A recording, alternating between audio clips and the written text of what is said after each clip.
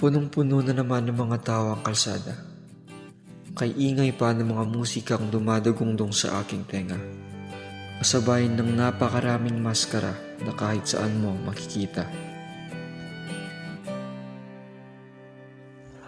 Taon na naman ng pagdiriwang.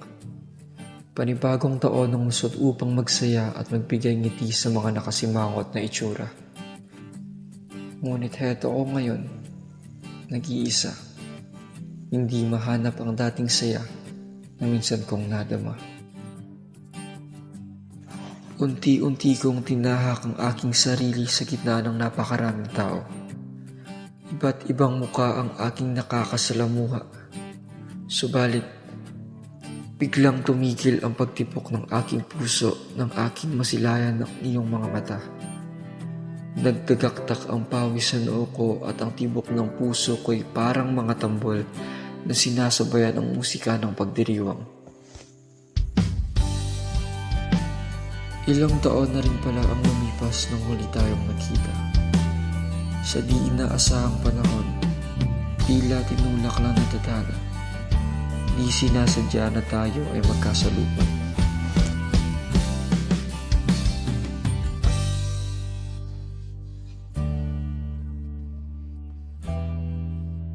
Nakakatawang isipin na dati ang iyong mga kamay ay aking panghawak-hawak na sa mga hakbang sumasabay ang ating mga yapak.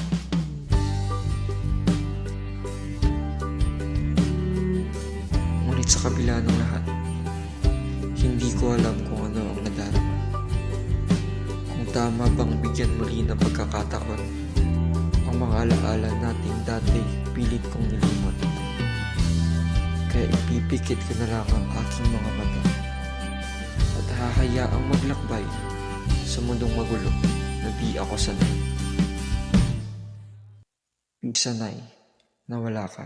Sagada kung saan lahat ay sinigaw, sa langit na ikaw ay muling matanaw. Sagada ang taguan kung saan itinakdang magwakas ang kwento ng ako at ikaw.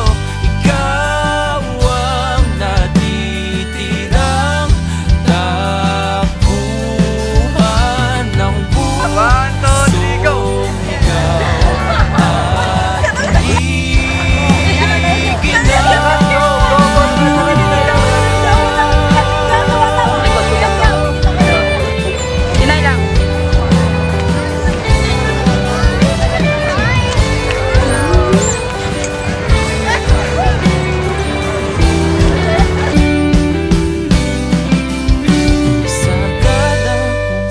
Ikaw ay bumitaw kung saan binulong ang lahat.